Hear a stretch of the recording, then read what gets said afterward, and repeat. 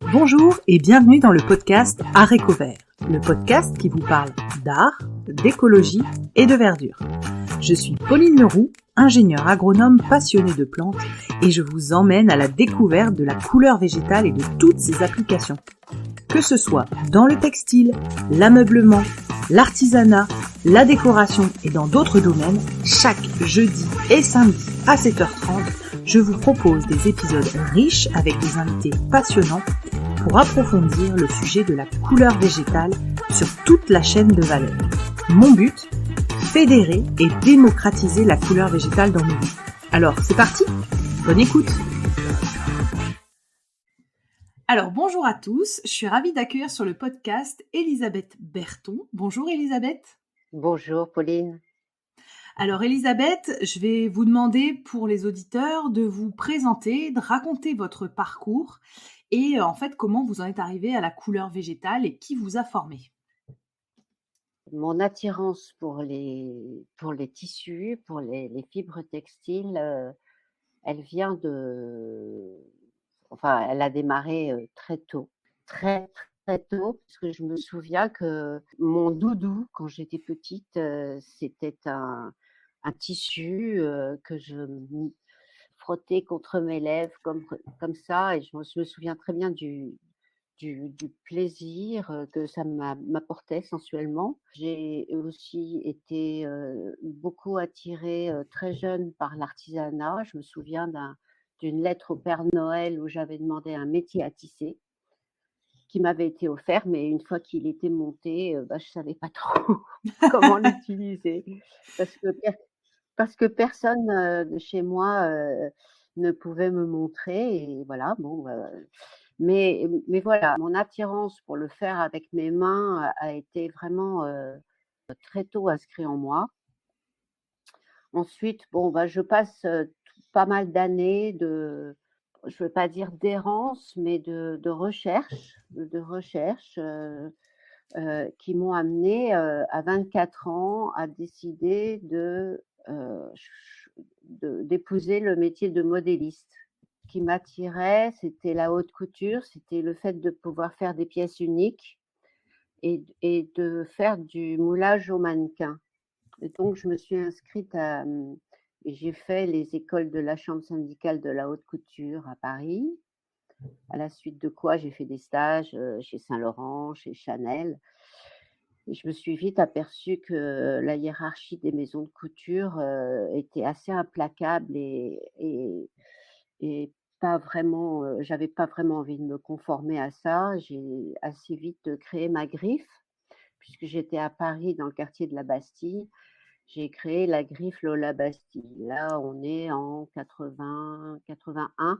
Donc, ma première collection, je la montre à la presse, à des acheteurs. Je fais les salons du prêt-à-porter.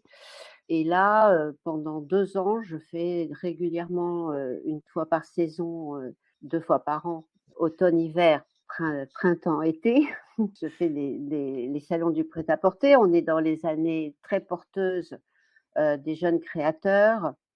Il y a une belle effervescence et une belle ouverture sur la mode, et ça marche bien, ça marche très bien, voire trop bien, parce que je n'ai pas été formée à la gestion, aux finances, etc. Et malheureusement, c'est une partie vraiment essentielle d'un business. Et là, je suis confrontée à des problèmes auxquels je ne sais pas faire face. Des représentants qui partent avec des collections que je ne revois plus, des fournisseurs qui me livrent quand ils veulent, des problèmes avec les sous-traitants. Et pourtant, j'avais un beau carnet de commandes qui doublait à chaque saison. Donc, c'était vraiment très, très enthousiasmant et très valorisant pour mes créations. Je proposais des vêtements pour les femmes, pour la rue. Je proposais déjà des couleurs pastel. À l'époque, je teignais avec des couleurs, des teintures chimiques. mais à l'époque, c'était beaucoup le noir, le bleu marine, et moi, je proposais des couleurs un peu pastel. Je tricotais aussi, je proposais des vêtements tricotés à la main et je n'utilisais que des fibres naturelles. Ça a été vraiment un choix, vraiment, c'était même pas un choix, c'était une évidence. C'était vraiment une évidence. Donc je travaillais beaucoup le lin, les soies, la laine, beaucoup la soie. Donc des difficultés, au niveau du business de Lola Bastille. J'ai aussi, j'avais tout un réseau, d'artistes, que j'ai avec plaisir, habillés, soit pour la scène, soit pour la rue et voilà, je me suis régalée comme ça, pendant tout un temps. Il est venu un moment où j'avais besoin de prendre l'air de Paris, j'ai formé le projet avec mon compagnon de l'époque et c'est ce qu'on a fait. On est parti plusieurs années, donc on a quitté Paris. Le projet a mis du temps à se monter, hein. On a mis 5 ans, à partir du moment où on a formé le projet, on a mis 5 ans à le mettre en place et on est parti plusieurs années en bateau, et ça a été vraiment une époque de ma vie, très féconde, d'une manière, personnelle. Lorsque on a donc, traversé l'Atlantique, traversé le Pacifique et un jour, on arrivait en Nouvelle-Zélande et je commençais un petit peu à m'interroger sur ce que j'allais faire en rentrant en France. Je sentais que ça y est, on avait fait un peu le tour de la question au niveau du voyage en voilier. Je savais que je ne voulais pas refaire exactement la même chose, mais que je voulais de toutes les manières rester dans le domaine du textile, de la création textile, parce que voilà, c'est ce qui m'anime. Et il se trouve que par hasard, un jour, on était dans une chambre d'hôte en Nouvelle-Zélande et je vois au mur un tableau qui représentait, un surfeur qui était notre hôte avec, un paysage, la mer, la plage, et j'arrivais pas du tout à identifier, en quoi était fait ce tableau. C'était pas une photo, c'était pas de la peinture, c'était pas de l'aquarelle. Donc je lui demande: «Mais c'est quoi? C'est le médium?» Il me dit: «Bah, c'est du feutre». «Ah bon? Du feutre? Ah! Du feutre? Mais tu connais pas le feutre?»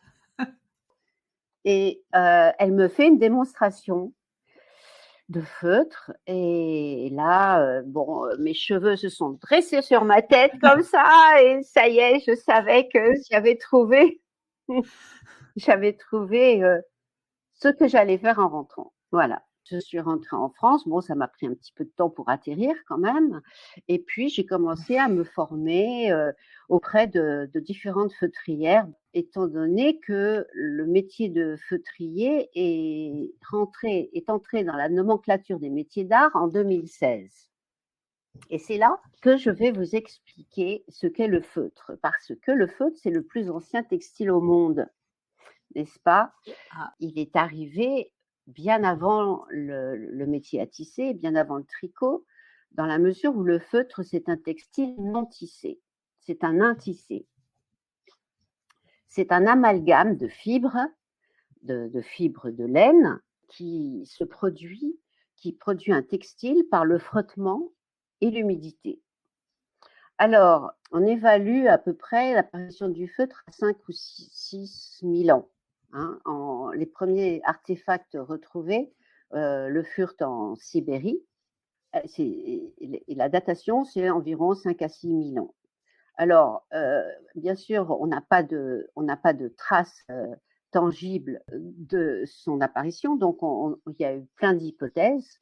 Moi, celle que j'ai retenue, qui fait le plus sens pour moi, c'est qu'il y a 5 ou 6 000 ans, on est de refroidissement climatique, contrairement à aujourd'hui, et que les hommes, pour lutter contre le froid, se sont emparés des toisons des mouflons. À l'époque, ce n'était pas des moutons, c'était des mouflons, pour s'en entourer les pieds. Et le fait de marcher, qui crée un frottement, et le fait de transpirer, donc l'humidité, qui produit l'humidité, ont fait que les fibres se sont compactées entre elles dans un process où on ne peut pas revenir en arrière. On ne peut pas le déchirer, on ne peut pas le défaire. D'accord ? Et aujourd'hui, 6 ou 7 000 ans plus tard, c'est toujours le même process. C'est toujours le frottement et l'humidité qui va faire que les fibres se compactent, s'entremêlent les unes aux autres. Le frottement, c'est mes petites mains, mes bras, et l'humidité, c'est l'eau chaude, avec l'aide du savon, mais ça, c'est encore un adjuvant un peu occidental, puisque je vois que dans certaines cultures, en Mongolie, par exemple, ils n'utilisent pas de savon.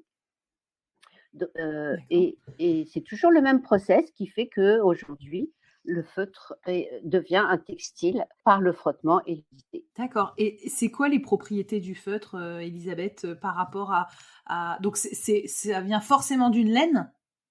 Ouais. D'accord, ça vient forcément de d'une la laine. Et c'est quoi la propriété par rapport à la laine entre une laine tricotée et du feutre ? C'est quoi les différences et les propriétés du feutre ? Alors, merci de me poser cette question parce que je passe mon temps à expliquer que le feutre, non madame, ce n'est pas de la laine bouillie, non madame, ce n'est pas de la feutrine. Ok, alors la laine bouillie, c'est un tricot industriel, c'est-à-dire comme des pulls par exemple ou des t-shirts, hein, c'est de la maille, d'accord, industrielle, mais au contraire des t-shirts, c'est de la maille de laine qui a été ensuite, une fois produite, chauffée, puis ensuite grattée pour donner un aspect un peu moussu. La laine bouillie, c'est un tricot industriel. La feutrine, ce qu'on trouve aujourd'hui dans les magasins de loisirs créatifs pour faire des petites poupées, des choses comme ça, c'est toujours du feutre, puisque c'est un nain tissé, mais c'est fait avec des fibres synthétiques. J'ai appris même il y a la semaine dernière, parce que l'accordeur de mon piano est venu, m'a appris que les feutres utilisés pour les marteaux de piano deviennent aussi synthétiques, malheureusement. C'est pas du tout de son goût à mon accordeur, parce que pour frotter et piquer les feutres, ça demande une force physique beaucoup plus importante que le feutre de laine industriel. D'accord. Et alors pourquoi ? C'est parce qu'on a perdu la compétence en France et le savoir-faire de la. Il y a encore beaucoup de feutrières en France ? Alors, pour le feutre industriel des marteaux de piano, il y en a plus qu'un. C'est ce qu'il m'a dit. En France, alors j'ai lu pas plus tard qu'hier ou avant-hier qu'on est une centaine maintenant. Alors, est-ce qu'on en vit toutes de notre travail ? J'en doute. J'en doute, mais tant mieux tant mieux. Alors vraiment tant mieux. Pourquoi tant mieux ? Parce que le feutre en France, c'est très difficile. Les gens ne connaissent pas le feutre et quand on ne connaît pas, il n'y a pas de demande. Alors maintenant, si vous voulez bien, je peux vous parler des propriétés de la laine. Et donc, a fortiori, du feutre de laine. Parce qu'elles sont vraiment pas, j'allais dire innombrables, j'exagère un peu, mais elles sont magnifiques. D'abord, bon, les moutons, ils ont besoin d'être tondus, d'accord ? N'en déplaise aux véganes, ils ont besoin d'être tondus. Donc, c'est une matière constamment renouvelable, biodégradable, ignifuge. Quand une maison brûle, ça va être le dernier matériau à brûler. C'est antibactérien. Il y a une capacité à s'adapter à la chaleur du corps qui fait que même quand on tire, il n'y a pas d'odeur qui se transmet à la laine. C'est imperméable, c'est-à-dire que lorsqu'il pleut, quand on a une veste ou un manteau, qu'on est surpris par la pluie, l'eau ne va pas pénétrer jusqu'à une certaine mesure. Hein. Si une pluie averse, oui, mais on n'aura pas cette sensation de mouiller comme on peut l'avoir avec du lin ou du coton, de la soie. C'est imperméable. Le feutre, c'est coupe-vent puisque c'est un non-tissé. C'est chaud, comme je vous l'ai dit, l'hiver. Alors, le feutre est évidemment très utilisé dans les pays où il fait froid, hein, en Allemagne, en Russie, dans les pays nordiques. Les Russes, par moins 30 degrés, s'ils n'avaient pas des des chaussettes en feutre dans leurs bottes, ils ne pourraient pas rester dans le froid comme ils le font. Je pense par exemple aux militaires qui sont dehors, enfin pendant de longues heures, etc. Ça serait impossible. Donc voilà, la laine a vraiment des propriétés vraiment sérieuses Ouais, beaucoup de et propriétaires. ouais, et nombreuses. Et j'ai oublié aussi le fait que c'est un excellent isolant thermique, puisqu'on utilise Mmh. maintenant pour les isolants de la laine. Et puis, c'est un excellent isolant phonique aussi, n'est-ce pas? Lorsque D'accord. on est dans une pièce un peu trop sonore, avec les matériaux d'aujourd'hui, l'acier, le verre, le béton, ça crée quand même des ambiances sonores assez froides. Le feutre va être très utile pour faire baisser les décibels d'une pièce. Il y a une feutrière en Hollande qui s'appelle Claudie, qui a pratiquement autonome dans son unité de production.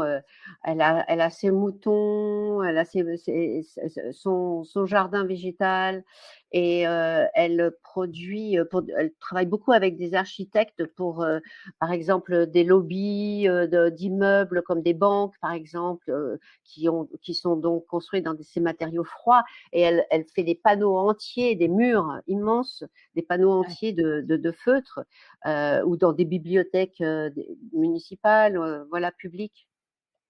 Ça marche très très bien. Et est-ce qu'il y a une laine, parce qu'il y a plein de laines qui existent, est-ce qu'il y a une laine plus adaptée pour faire un feutre de par exemple, vous travaillez vous quel type de laine et est-ce qu'il y a des laines spécifiques pour faire des feutres de meilleure, «qualité» entre guillemets? Absolument. En Europe, on a environ 200 races ovines. Alors, toutes ne sont pas susceptibles de produire du feutre. Il y a des laines qui sont plus adaptées pour le filage, d'autres plus rustiques qu'on va utiliser par exemple pour faire des matelas ou de l'isolation. Nous, les feutrières, on a besoin de laines qui ont une bonne capacité feutrante, c'est-à-dire qui vont feutrer euh, bien, enfin, qui vont accepter Mmh. ce travail. Euh, Bon, elles sont très diverses, hein. Elles sont très diverses. Bon, alors évidemment, la première qui vient en tête, c'est le mérino. Le mérino Mmh. qu'on trouve aujourd'hui en France grâce à une association d'éleveurs de mérinos dans le sud de la France. L'association s'appelle Mérilénos. D'accord.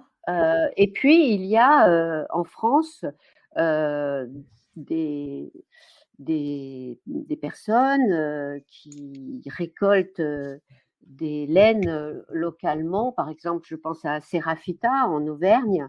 Christelle Janet, elle récolte par exemple des noirs du Velay, de la bisaie.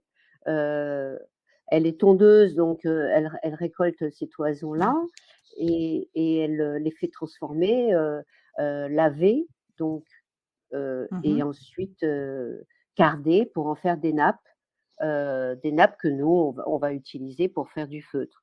Elle fait aussi filer parce elle produit aussi des, des, des chaussettes, des pulls, des très très belles, des très beaux plaids tissés à Mazamet ou à Castres.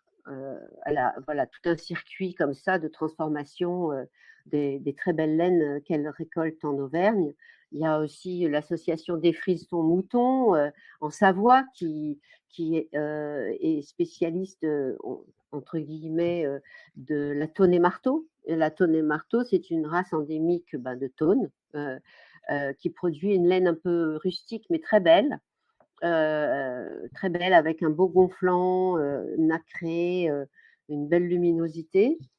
Euh, Quand je dis un peu rustique, c'est-à-dire que ces laines un peu plus rustiques vont être bien adaptées pour produire des objets pour la maison, des abat-jours ou des tentures, des, pour près de la peau, pour des vêtements.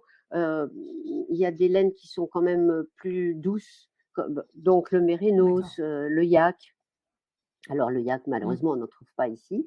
Ce que j'utilise pas mal aussi, c'est l'alpaga, mais pas tout seul, parce que l'alpaga est très, très difficile à feutrer. Donc je le mélange avec des laines un petit peu plus rustiques et elles se complètent.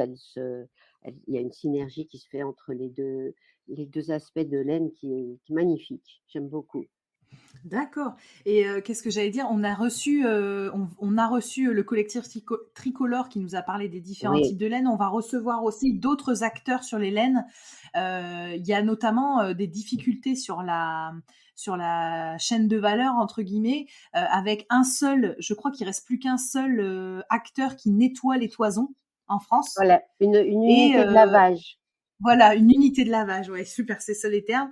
Il y a plus qu'une unité de lavage et on m'a parlé aussi que il y avait pas un souci, mais qu'on pouvait optimiser les collectes, pardon, dans les fermes, que c'était encore un sujet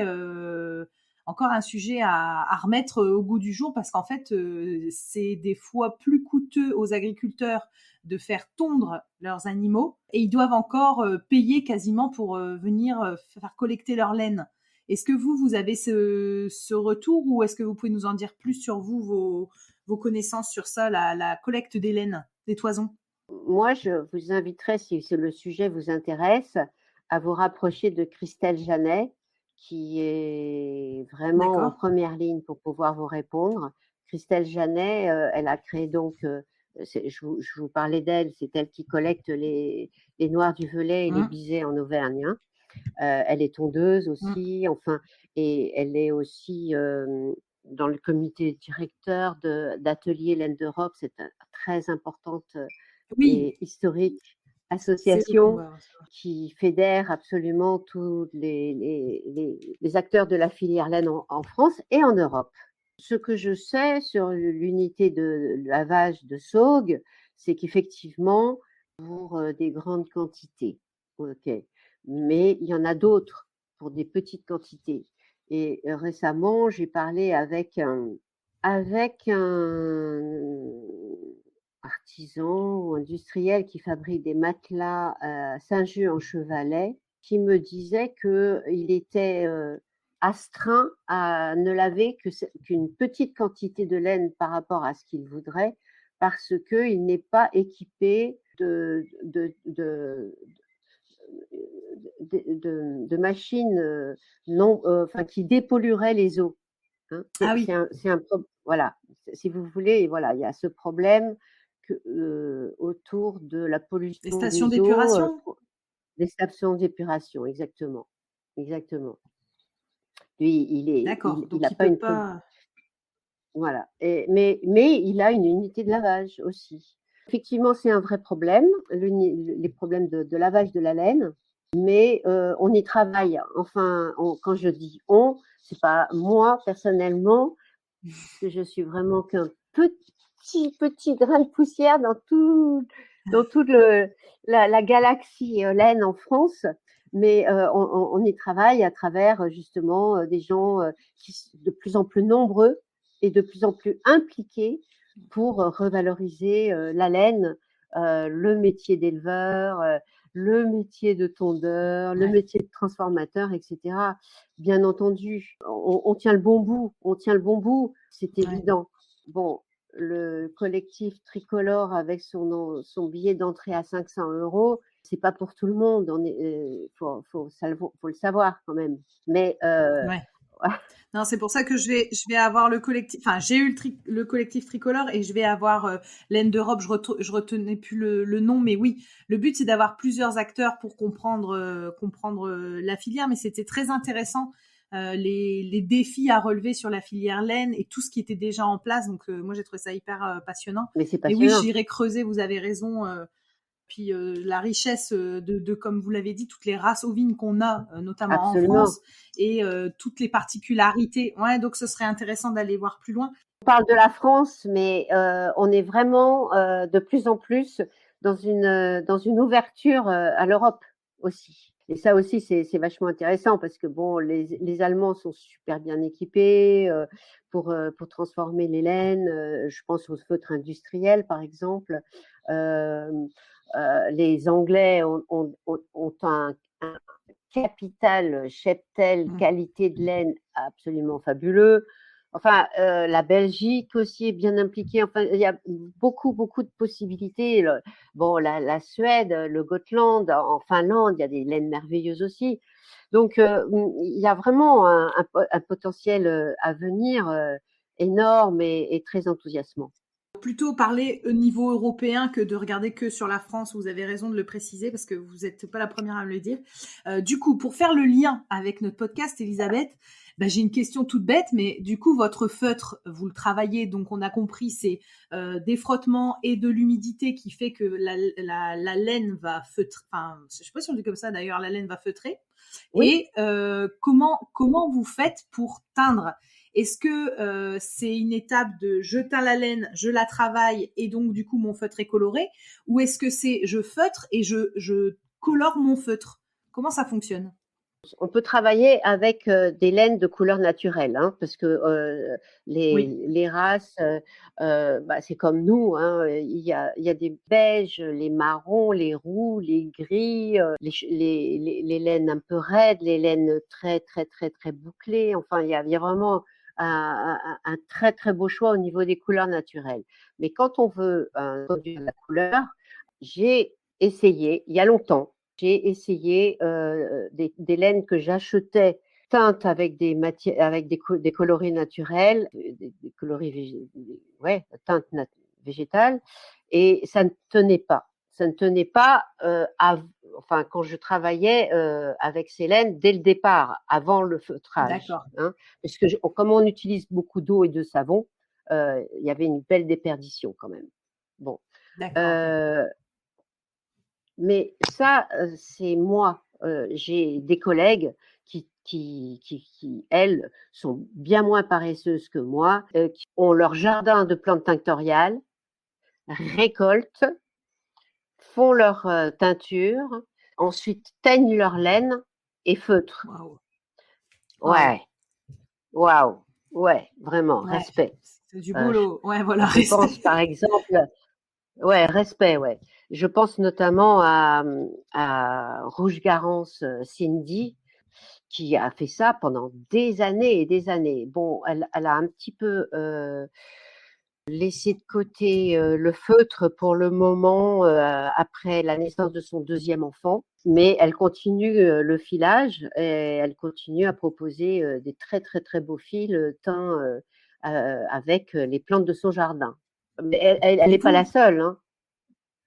Ma technique, c'est que j'imprime avec, je fais des impressions botaniques, hein. Je pratique la technique dite de l'éco-print ou impression botanique sur le feutre. Voilà. Alors, comment j'y suis arrivée là?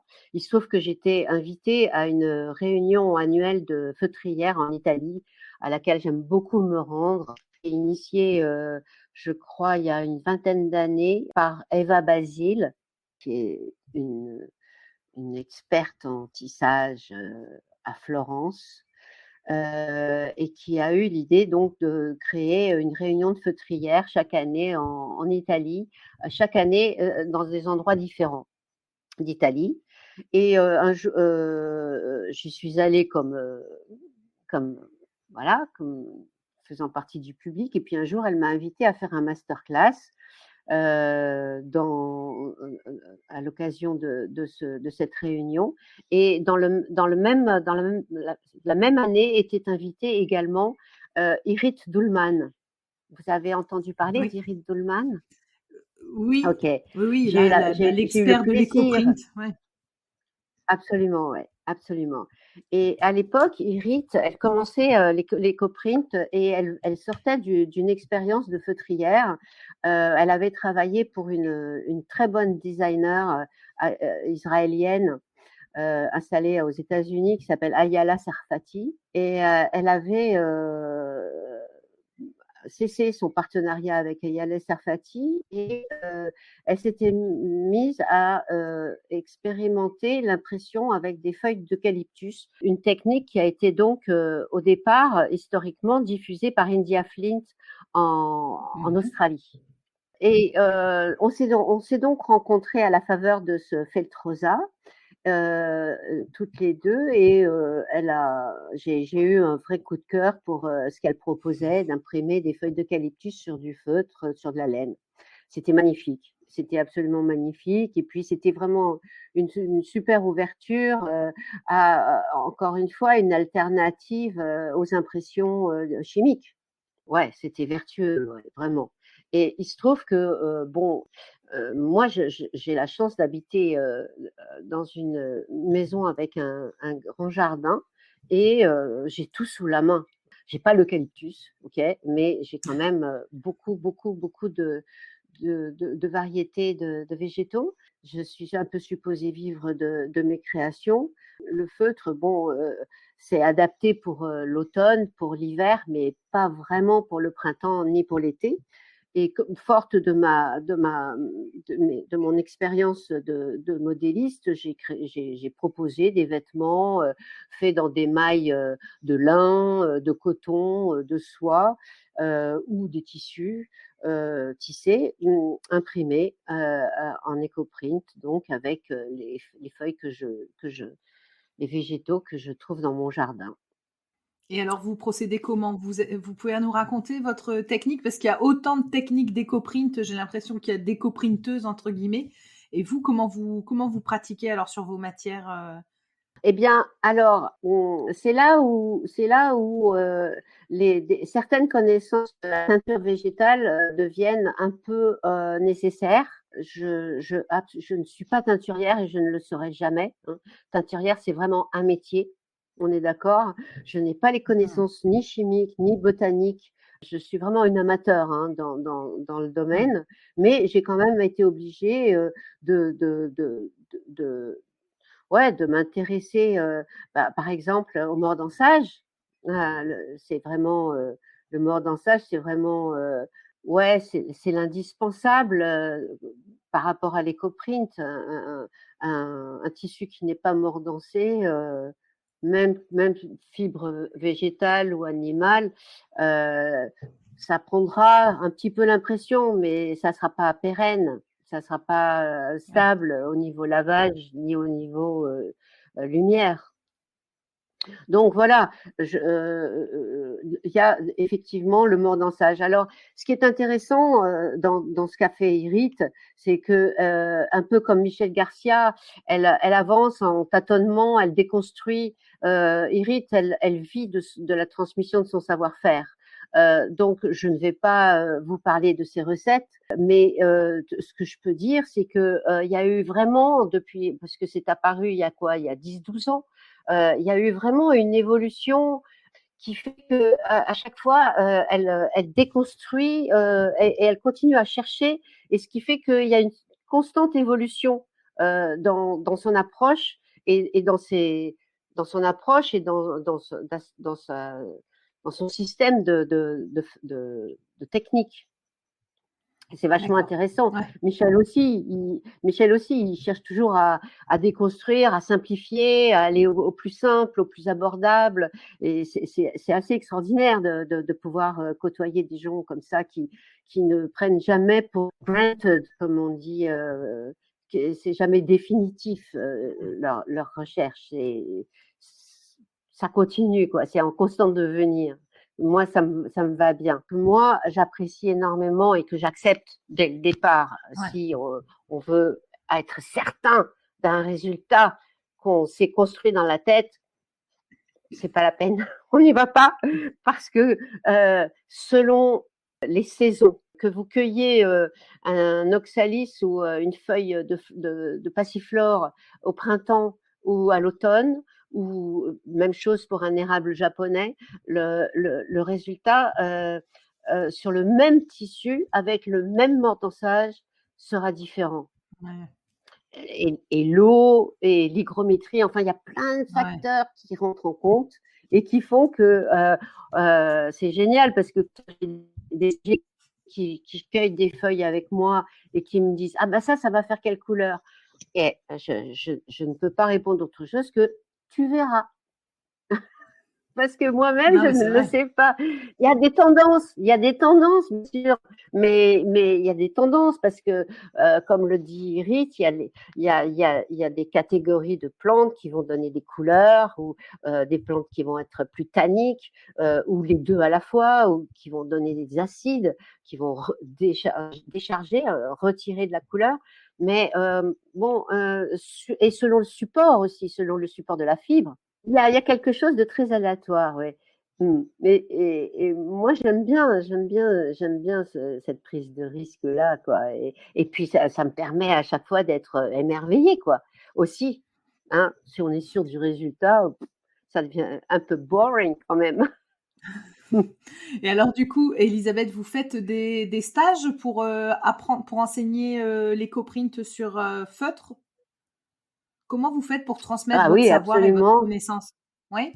Vous pouvez nous Ah bah raconter? Donc justement, je fais des c'est chez stages. vous? Oui, oui, bien Oui? sûr. Alors, c'est chez moi où je me déplace, bien entendu, je me suis pas mal déplacée, comme je vous le disais tout à l'heure. Je suis allée en Italie, en Allemagne, bon, et puis en France aussi. Bon, voilà, j'interviens dans des écoles, dans des écoles je suis intervenue à l'ENSA, il y a pas longtemps, je suis intervenue ici à Lyon à l'ENSAT, pour les costumières.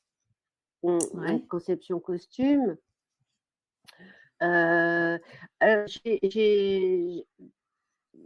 j'ai plusieurs cordes à mon arc dans la mesure où, ma formation de base étant celle de modéliste, moi, j'aime beaucoup faire du vêtement, hein. Pour moi, ça a du sens de proposer des vêtements, comme des vestes ou des manteaux qui sont des carapaces contre le froid l'hiver. J'aime ça, j'aime le faire et je sais bien le faire et j'aime conférer, un style et une élégance à des vêtements qui sont encore parfois considérés comme des, une référence un peu néo-hippie, baba cool des années 70. Non, on est loin, on peut s'en éloigner et je m'évertue à le prouver. Mm. Le feutre peut vraiment produire des vêtements très stylés, élégants, simples, faciles à mettre et très confortables et qui durent des années. Mes vestes en feutre, je les porte tout l'hiver depuis 12 ans, 15 ans sans problème. Donc, Et il y a, certes, ça a un coût, mais ce coût, il est quand on porte 10 ou 12 ans un même vêtement, il est amorti quand même. Hmm. D'accord. Et est-ce que vous vendez vos créations? Donc vous continuez, vous faites des formations, vous continuez à faire des vêtements. Vous vendez tout ça encore? Oui, ah oui, oui, oui, bien sûr, oui, oui, je vends. J'ai maintenant une clientèle, particulière, des collectionneurs, des galeristes qui s'intéressent à mon travail. Et puis, pour la partie formation, j'accueille dans mon atelier, tous les ans, environ, je sais pas, entre 8 et 20 stagiaires, des élèves qui sont dans des étudiants en design textile, en mode et environnement, même des étudiants qui sont aux beaux-arts. Ils viennent pour des périodes de 2 mois dans mon atelier. On a évalué que 2 mois, c'est nécessaire pour faire un petit peu le tour de la question. Et puis, ils participent d'abord, ils acquièrent les bases, le b.a-ba du feutre. Et puis, petit à petit, ils deviennent assez adroits pour pouvoir participer à la production ou à des recherches qu'on fait ensemble, etc. On se régale vraiment. Euh, J'ai gardé pas mal de liens avec d'anciennes stagiaires. C'est vachement. J'aime bien La transmettre. transmission. Et puis, Bah ouais, voilà. bah oui, la transmission, et ça a du sens parce que des jeunes qui vont travailler dans le textile, qui sont susceptibles ensuite de savoir de quoi ils parlent quand ils parlent de feutre et de pouvoir y penser pour des créations, pour des séries, des choses comme ça. Ouais. Bah oui, il faut ouvrir, il faut diffuser, quoi. J'ai eu la Ouais, chance parce que mon père est amateur d'art d'avoir pour mes 18 ans un manteau petite veste en feutre que j'ai eu d'un artisanat à Roubaix. Faudrait que je regarde, je vais du coup aller regarder l'étiquette de savoir qui l'a fait. Mais du coup, ouais. j'avais une question sur l'entretien du feutre. Est-ce que ça peut des fois repelucher, enfin je sais pas le terme. Quels sont vos conseils Oui. à vous pour l'entretien du feutre? Alors, OK. Alors au niveau des bouloches, il faut prendre un rasoir. Jamais tirer dessus parce que ça fait ça l'émergence, d'une autre D'accord. fibre, et cetera, et donc ça va favoriser, le le renouvellement de ces bouloches. Donc prendre un rasoir tout simplement, un rasoir, bic là, enfin, et Oui, le passer dans les 4 sens, heu, d'accord. vers le nord, vers le sud, vers l'est et vers l'ouest. Voilà, ça c'est bien, ça marche. Et effectivement, il y a un frottement, hein, au niveau des aisselles, Ouais. des coudes, des de une certaine partie des manches qui frottent. Effectivement, c'est un petit peu, alors moi, souvent, je rase avant de livrer mes vêtements, je les rase pour justement, faire en sorte que ça soit pas trop, poilu, hein, et que ça bouloche, Ouais. à ces endroits qui sont, voilà, exposés. Pour le lavage, alors ça, c'est une question effectivement, qui en entraîne d'autres, parce que, Heu, comment dire? Hem, m Moi, j'ai choisi le fait de pousser le feutrage au maximum, hein. Pourquoi, j'ai fait ce choix-là de le pousser au maximum? C'est parce que je veux pouvoir dire à mes clients: «Vous pouvez passer votre veste ou votre manteau à la laver au programme avec un savon vertueux, un savon, doux». Voilà, et ça marche. Mais si on fait pas ça, on pousse pas le feutrage au maximum, de sa possibilité de rétracter, heu, effectivement, on prend des risques à le mettre à la machine à laver. À ce moment-là, et ben, c'est pas grave, on le lave à la main, toujours avec Voilà. un savon vertueux et sans essorer comme ça, parce que le fait de faire ce geste, bah, ça sépare les fibres qu'on a mis Ouais. tant de temps à vouloir se rencontrer. D'accord. OK. Bon, bah, super. Voilà. Alors, effectivement, l'inconvénient de pousser le feutrage au maximum, c'est que ça fait un feutre un peu rigide, hein, et que souvent, la clientèle aime bien, un textile plus souple. Et c'est vrai que pour, un certain tombé, de on peut avoir envie d'avoir, une veste un peu fine faite avec, 2 couches de laine au lieu de 4 ou 6, et que ça soit un peu vraiment, voilà, qu'il y ait un tombé très souple, très fluide. Bon, c'est vrai, mais à ce moment-là, le lavage en machine, non, c'est pas possible, on se retrouvera avec un vêtement qui sera, portable par un enfant de 4 ans, et on sera pas content. Voilà, D'accord. ça c'est sûr. Mmh. OK. Bon, bah, merci Elisabeth pour ces précisions qui sont hyper importantes, parce que, bah, du coup, je vais savoir comment, entretenir ma veste que j'osais absolument pas toucher. J'avais tellement peur d'abîmer. Juste oublier que, une chose, c'est que si vous le lavez à la main, il faut que ça soit de l'eau tiède, pas de choc thermique, pas d'eau Oui. froide, pas d'eau chaude. D'accord, bah, ça Eau fait bien, tiède, vous faites bien de le préciser. OK, eau tiède et pas de changement de comme on dit en température. anglais, voilà, room temperature, comme on dit en anglais. D'accord, ok. Alors, quelques petites questions rapides avant qu'on ne se quitte, Elisabeth. Est-ce que vous pouvez me parler des personnes qui ont été inspirantes pour vous et vos sources d'inspiration? Alors alors je vais plutôt vous parler des personnes qui ont été inspirantes pour moi, mais qui n'incluent pas forcément des feutrières, hein, ou des gens qui font du feutre. Où j'écoute beaucoup de musique, j'aime la peinture est importante dans ma vie, la littérature aussi. Enfin, je veux dire que les sources d'inspiration, ouais, c'est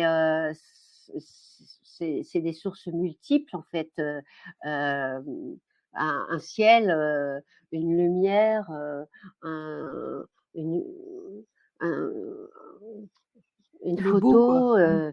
voilà. Le D'accord. beau, oui, Ouais, le beau de tous le les jours, beau, ouais. c'est tellement Ouais, subjectif, mais c'est ce qui suscite des émotions pour moi, voilà. ouais, Mmh. d'accord. Ensuite, Heu, avec qui j'ai apprécié de travailler, heu, pour me former et je continue à le faire, hein, parce que vraiment, bah, c'est sans fin ce qu'on peut faire avec le feu, c'est extraordinaire. C'est un monde, c'est quand voilà, je pense que j'en sortirai, quand je me reposerai, pour l'éternité, quoi. Parce que c'est c'est sans cesse, c'est sans cesse les envies, l'enthousiasme, l'envie d'aller explorer, t telle technique plutôt qu'une autre. Bon, ces dernières années, il y a, Judith Pox, en Hongrie, qui est une grande, grande technicienne, coloriste. Heu, il y a Gladys Paulus qui m'a ouvert un monde extraordinaire du feutre en 3D à travers son enseignement, des masques. Elle a mis au point une technique incroyable et elle continue à la développer elle aussi, à rechercher et à l'enseigner. C'est un grand bonheur, de pouvoir travailler avec elle. Hem, J'aime beaucoup le travail de Rotsuko Sakata, une japonaise avec qui j'ai eu le bonheur de travailler aussi. Hem, bon, elle n'est plus de notre monde, mais c'est impossible de ne pas la citer. Christina Zoffal qui nous a en France, pratiquement, toutes les feutrières, de ma génération avant et après, nous a formés, hein, avec son immense savoir sur les laines, puisqu'elle était fileuse au départ.